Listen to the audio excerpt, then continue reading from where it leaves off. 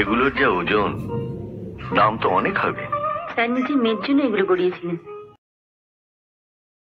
তা মেয়েকে না দিয়ে তোমাকে দিয়ে দিলেন? স্যারের মেয়ে বছরখানেক আগে মারা গেছেন বাবা। I see. Very sad. আমায় দেখে স্যারের স্ত্রী সে কি কান্না, কাঁদতে কাঁদতে আমার হাতে এই দুটো পরিয়ে দিলেন আর বললেন আজ থেকে আমি ওদের মেয়ে। এগুলো যত্ন করে রেখে দিও। এগুলো শুধু গয়নাই নয়, আশীর্বাদ। যাও বিশ্রাম করো।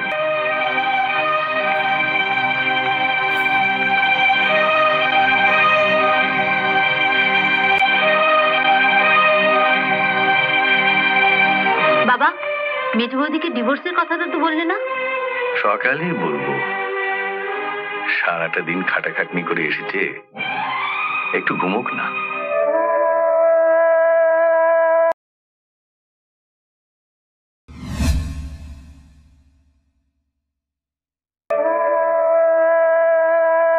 আমাকে সহ্য করতে পারো না, ঠিক আছে, কিন্তু অফিসের মধ্যে তাপসদাকে ওভাবে অপমান না করলেই পারতে।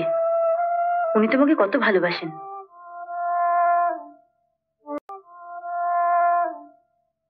কাল অফিসে গিয়ে তাপসদার কাছে ক্ষমা চেয়ে নিও।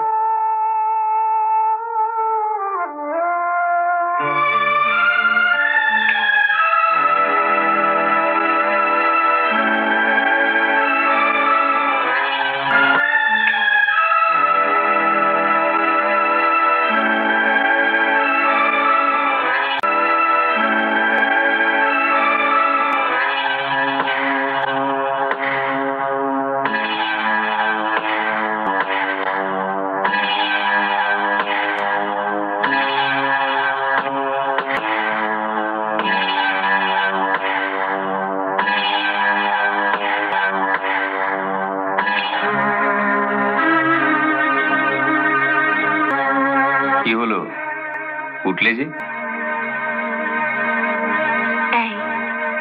তোমার পা টিপে দেবো? আসলে যে তোমার কত টাকা দরকার? 300। কাল সকালে টাকাটা দেবো, তবে এটা মেজদাকে না দিয়ে নিজের কাছেই রেখে দিও। আমার কাছে? কেন?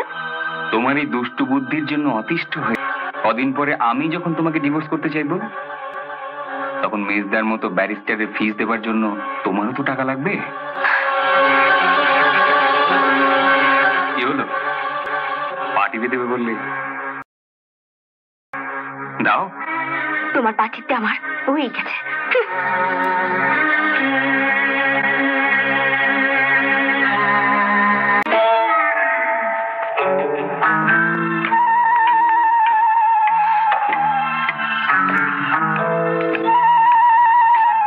কোথায় যে গেল?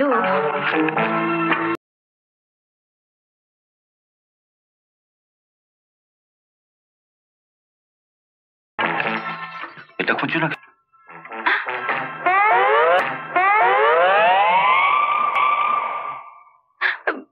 এটা তুমি কোথায় পেলে? তুমি একটু ড্রয়িং রুমে গিয়ে বসো, আমি ঘরটা একটু ঝাড় দেবো। ঝাড় দেবে তো চাবি খুঁজছিল কেন? আজকাল কি ঝ্যাঁটাও আলমারিতে রাখছো নাকি? ভালো ভালো, সব জিনিসের যত্ন রাখা ভালো। হ্যাঁ,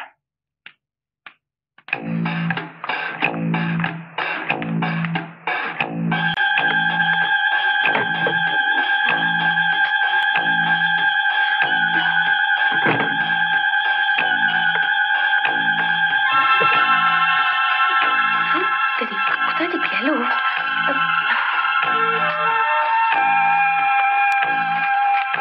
এবার কি এটা খুঁজছো নাকি?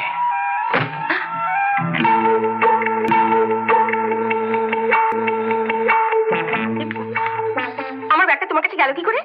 একটা দরকারি কাগজ হারিয়ে ফেলেছি, তো ভাবলাম ভুল করে আবার এই ব্যাগের মধ্যে রাখিনি তো, পেলাম না। তো ওই ঝাঁটাটা পেয়েছো তো? আমার মতো আবার ভুল করে আবার বাড়িতে তলায় রাখুনি তো? যাও ড্রয়িং রুমে গিয়ে বসো। তোমার ঝাঁটানো হলে বলো, আমিও ঝেঁটিয়ে ঘর থেকে কিছু বিদে করবো।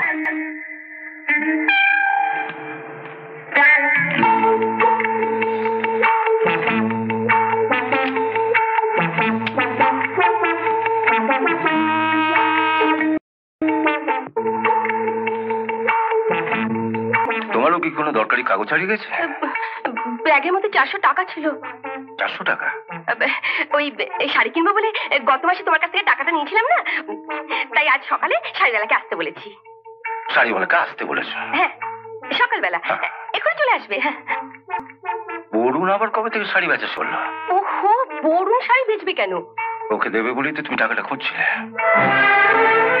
তোমায় কে বলেছে? মিশু হাসি। শোনো রূপা, তোমরা যতই মেজ বউকে এ বাড়ি থেকে তাড়াবার চেষ্টা করো না কেন, পারবে না। বরুণ ওকে ডিভোর্স করলেও আমি ওকে সসম্মানে এই বাড়িতেই রেখে দেবো। তুমি একটা এমন চরিত্রের মেয়ের সম্বন্ধে কথা বলছো যে নাকি অফিস বসের সাথে ঘুরতে বেরিয়েছিল। ও চরিত্রহীন হলে তো তুমিও চরিত্রহীন। কি বললে? আমি কার সঙ্গে ঘুরতে বেরিয়েছিলাম শুনি? মাঝে মধ্যে তুমি তোমার বাবার সঙ্গে গাড়ি করে ঘুরতে যাও না? আমার বাবা আর ওর বসকে এখনো? শম্পার বস শম্পার কাছে পিতৃতুল্য। তিনি শম্পাকে নিজের মেয়ের মতোই দেখেন। বরুণের মুখে শুনে নিও ওর বসের চরিত্র কেমন। আসলে একটা ক্যারেক্টারলেসের কাছ থেকে আমি ক্যারেক্টার সার্টিফিকেট নেব না। ওই টাকাটা বরুণকে দিয়েছো। ও নিজের কবর খোঁড়বার জন্য তোমার অপেক্ষাতে বসে আছে। না,